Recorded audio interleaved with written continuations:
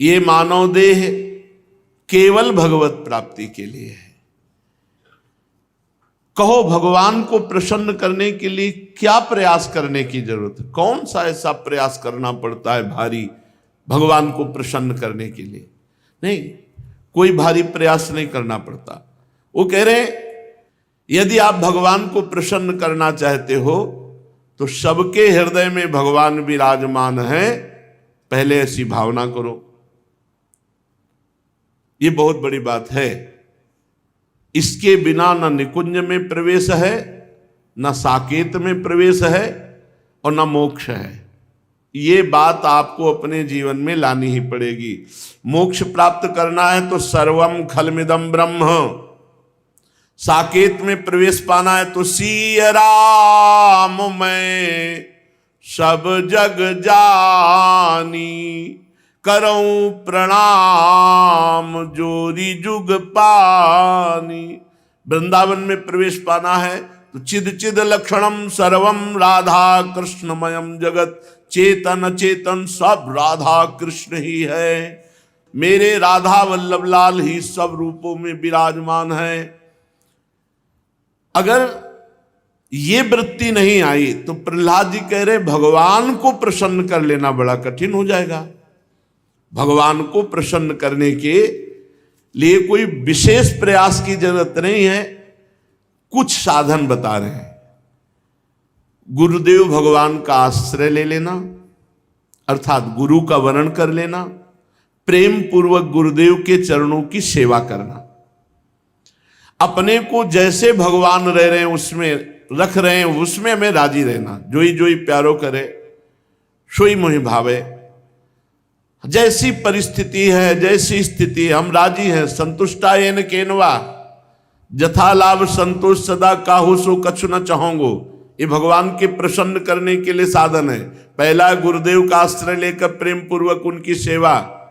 दूसरा है जैसे भगवान तुम्हें रख रहे हैं तुम्हारे लिए स्थिति बिल्कुल ठीक है, भगवान से पास होकर वो स्थिति आई, भले भयावह है, भले दुखद है, भले अव्यवस्था है, लेकिन पक्का मान लेना अगर आप उसमें राजी हो गए और नाम जप किए तो उसी स्थिति से आप भगवत प्राप्त महात्मा हो जाएंगे।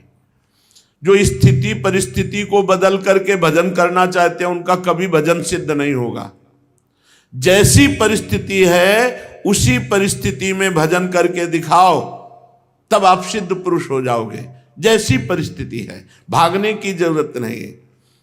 जैसे भगवान की माया से ऐसा प्राय होता है कि हम यहाँ वास कर रहे हैं, भजन कर रहे हैं, बिल्कुल आसपास में ऐसे लोग रख दिए जाएंगे जो आपसे ईर्ष्या करें, आपकी निंदा करें, प्रतिपल उठते बैठते आपका हृदय जलावें, आपको सहना पड़ेगा। अगर आप सोचते हैं स्थान परिवर्तन करने से तो फिर स्थिति नहीं आएगी। भगवान ने वो परिस्थिति दी है जिससे आप परिपक्व महात्मा बन जाए, परिपक्व साधक बन जाए। इसलिए भागो मत किसी परिस्थिति से, उसी परिस्थिति में डट कर भजन करो। श्री प्रहलाद जी कह रहे हैं जैसी भगवान ने स्थिति परिस्थिति दी है उसी परिस्थिति में खूब भजन करो, परिस्थिति बदलने की कामना मत करो। और भगवान की शरण में होकर भगवान की खूब चर्चा सुनो। भगवत प्रेमी महात्माओं के संग से ये सहज में मिलती है भगवत चर्चा, क्योंकि उनका स्वभाव होता है, उनका व्यसन होता है, उनका नशा होता है भगवत चर्चा करना। तो भगवत प्रेमी महात्माओं के संग से खूब भगवत चर्चा सुनना, भगवत चर्चा करना, भगवान नाम जप करना, भगवान के श्री विग्रह की सेवा पूजा करना और सर्वशक्तिमान भगवान सर्वत्र विराजमान है, ये भावना करना। जब आप इतना करोगे तो आपके हृदय से ये 6 विकार नष्ट हो जाएंगे जो पूरी सृष्टि को पराजित किए हुए हैं। काम, क्रोध, लोभ, मोह, मद, मत्सर एवं निर्जित षड्वर्गैः क्रियते भक्तिरीश्वरे। भगवान की भक्ति का फल क्या मिला? काम, क्रोध, लोभ, मोह, मद, मत्सर ये नष्ट हो गए। ये हमको सदैव गुलाम बनाए हुए थे, अब भक्ति के प्रभाव से, भजन के प्रभाव से हम इनके ऊपर उठ गए। इनका प्रभाव हमारे ऊपर ना पड़े तब माना जाएगा कि आपकी भक्ति परिपक्व हो गई है, आपकी भक्ति सिद्धावस्था की तरफ जा रही है। तो जब भक्ति करते हुए षड विकार भस्म हो जाते हैं तो सारे के सारे कर्म जो हमें बार बार जन्म मरण चक्र में फंसाने वाले थे वो भस्म हो जाते हैं। जब कोई इस तरह की भक्ति करता है तो उसकी स्थिति बदलती है। स्थिति में वो यदाति हर्षोत पुलकासु गदगदम प्रोत्कंठ उद्गायति रोति नृत्यति, वो कभी कभी भगवान के चिंतन में इतना आनंदित हो जाता है कि नाचने लगता है। यदाति हर्षोत पुलकित हो गया, अश्रु बह रहे, कुछ बोला नहीं जा रहा। यदाति हर्षोत पुलकासु गदगदम प्रोत्कंठ उद्गायति रोति नृत्यम, कभी बोलते ही नहीं बन रहा, कंठ अवरुद्ध हो गया आंसुओं से, कपोल भींज रहे, रोमांच हो गया। कभी वो रोती, बहुत जोर जोर से रो रहा है। कभी उद्गायति, कभी भगवान के गीत गा रहा है, और कभी नृत्यति, कभी नाच रहा है। यदा ग्रहग्रस्त इव क्वचिद सत्याक्रंदन्ते ध्यायति वंदते जनम। अब बाहर से वैसा दिखाई दे रहा है मानो कोई पागल हो, कभी सबके चरणों में वंदना कर रहा है, कभी भगवान में तन्मय होकर के समाधिस्थ हो रहा है, कभी बड़ी बड़ी लंबी सांसें खींच करके जोर से पुकार, हे जगतपते, हे गोविंद, हे नारायण, हे हरि, हा राधा, ऐसे पुकारता है। मुहु श्वसन वक्ति हरे जगतपते नारायणेत्यात्म मतिर्गतत्रपहा। आहा, बुद्धि से परे उसकी स्थिति है। कभी कभी भगवत भावना में इतना तन्मय हो जाता है कि वो स्वयं भगवत स्वरूप हो जाता है। अब जितना जन्म मृत्यु का कर्म का खजाना था सब भस्म हो गया इस भक्ति के प्रभाव से।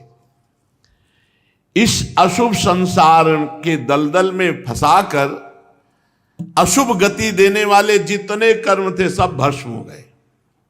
इसी को विद्वान पुरुष ब्रह्म प्राप्ति कहते हैं, इसी को निर्वाण सुख कहते हैं, इसी को भगवत प्राप्ति कहते हैं। क्या? भगवान में तन्मय हो गया, शरीर की शुद्ध भूली हुई है, कभी रो रहा है, कभी हंस रहा है, कभी गा रहा है, कभी नाच रहा है, केवल अपने प्रभु के लिए। दिखावटी नहीं, बनावटी नहीं, दम्भ नहीं। दम्भी की तो बड़ी दुर्गति होती है,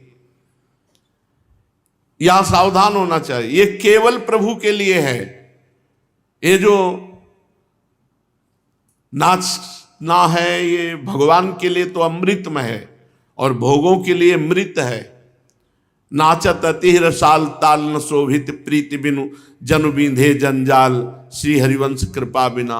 बोले नाच रहे लेकिन लक्ष्य प्रिया प्रीतम की प्राप्ति या उनकी प्रसन्नता नहीं, आपस में एक दूसरा रजोगुणात्मक नृत्य। रजोगुणात्मक नृत्य एक होता है भागवतिक नृत्य। भागवतिक नृत्य में आंसू बह रहे, प्रभु सामने, उनके लिए वो नाच रहा है। और जो रजोगुणात्मक नृत्य है ना, ये भोगों में फंसाने वाला है। साधक भगवत मार्ग में चलता है, वो कामादि दोषों से ग्रसित होकर पूर्व संस्कारवश फिसल जाए तो भगवान उसे बचाते हैं और भगवान उसको कृपा करके आगे बढ़ाते हैं। लेकिन जो जानबूझकर नौटंकी नाटक दिखा करके और फिर भोगों का खेल खेलते हैं, इनकी बड़ी दुर्गति होती। एक होती विवशता पूर्वक आचरण बिगड़ जाना और एक होता जानबूझ करके आचरण गलत करना। ये जानबूझकर जो आचरण गलत किए जाते हैं इनसे बड़ी दुर्गति होती।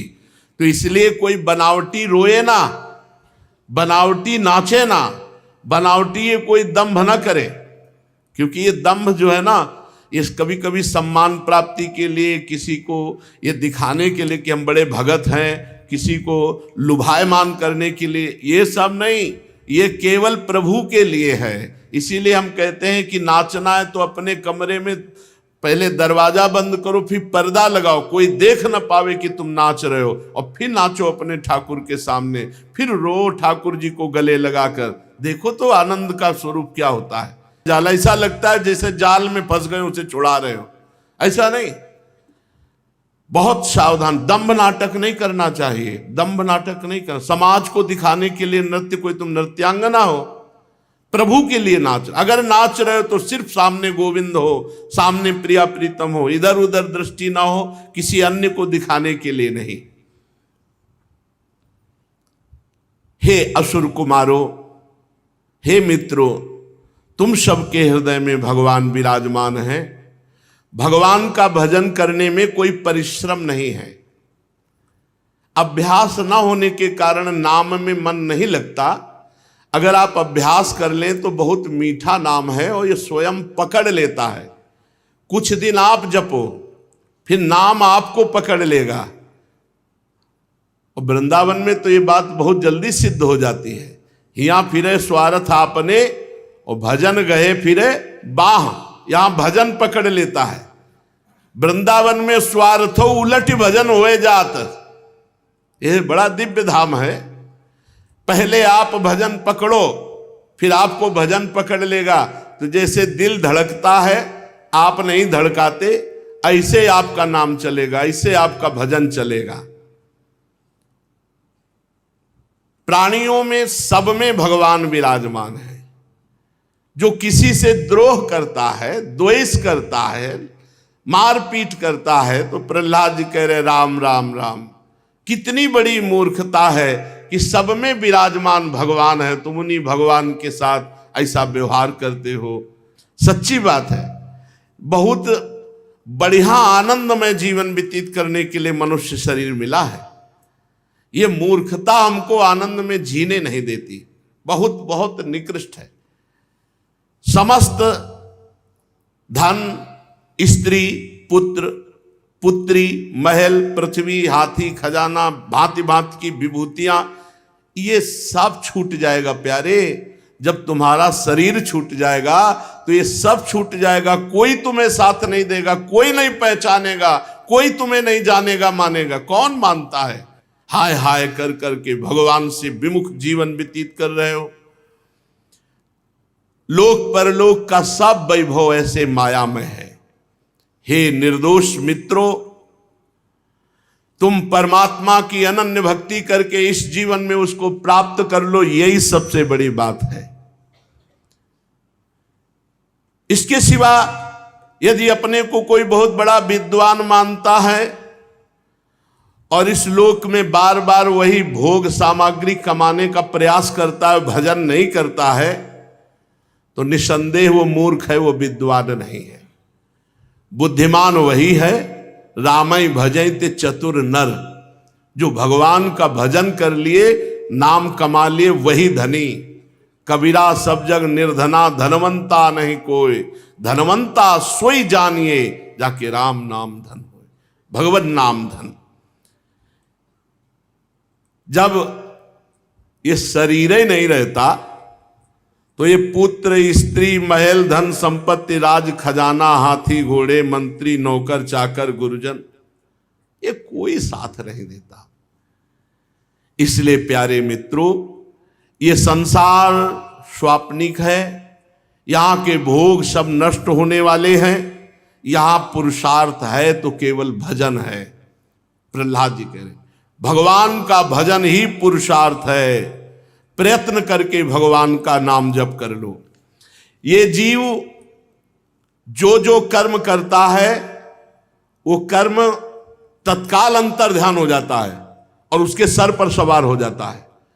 और जब उसका समय आएगा तो वो अपना खेल रच देगा। बुरी दशा आने के पहले बुद्धि बदली जाती है। जहिका विधना दारुण दुख दीन, ताके मत पहले हरिलीन। वो कर्म उसी बुद्धि में सवार होकर आप ना आवई ताहि पर ताहि तहां ले जाए, वही ले जाएगा जहां तुम्हें दंड भोगना है। इसलिए कर्म तुम पर हावी होकर नष्ट कर दे, उसके पहले ऐसा महान कर्म कर लो, भगवान का भजन, कि ये सब कर्म भस्म हो जाए जो तुम्हें दंड देने वाले हैं। भगवान को प्रसन्न करने के लिए कोई उच्च कुल का, जाति का होना, या बहुत पढ़ा लिखा विद्वान होना, या बहुत गुणवान होना, या बहुत धनवान होना, ये सब ये जरूरत नहीं है। प्रहलाद जी कह रहे हैं भगवान को प्रसन्न करने के लिए, भगवान का भजन करने के लिए। ये जरूरी नहीं कि भाई ऊंची जाति में उनका जन्म हुआ तो भगवान को प्राप्त कर लेंगे, नहीं। प्रहलाद जी कह रहे हैं देवता, दैत्य, मनुष्य, यक्ष अथवा गंधर्व कोई भी हो, जो भगवान के चरण कमलों का आश्रय लेकर भजन करता है, वो हमारे समान परम कल्याण का भाजन बन जाता है। दैत्य बाल को भगवान को प्रसन्न करने के लिए ब्राह्मण होना, देवता होना, ऋषि होना, सदाचारी होना, ज्ञान संपन्न होना, दानी होना, तपस्वी होना, याज्ञिक होना, या पवित्रता का निर्वाह करना, बड़े बड़े व्रतों का अनुष्ठान करना, ये पर्याप्त नहीं है। तो कैसे भगवान प्रसन्न होते हैं? भगवान के होकर भगवान का भजन करो बस। बिगड़ी जन्म अनेक किया वही सुधरे आज, होई राम को नाम जप तुलसी तज कुसुमाज। गंदे आचरणों का त्याग करके नाम जप करते हुए भगवान के आश्रित हो गया, ये इसी से भगवान प्रसन्न हो जाते हैं। भगवान की भक्ति के प्रभाव से चाहे वो दैत्य हो, यक्ष हो, राक्षस हो, स्त्रियां हो, शूद्र हो, गोपाल हो, अहीर हो, पक्षी हो, मृग हो, पशु कोई भी हो, सबको भगवत प्राप्ति हो सकती है यदि सत्संग मिल जाए, भजन बन जाए।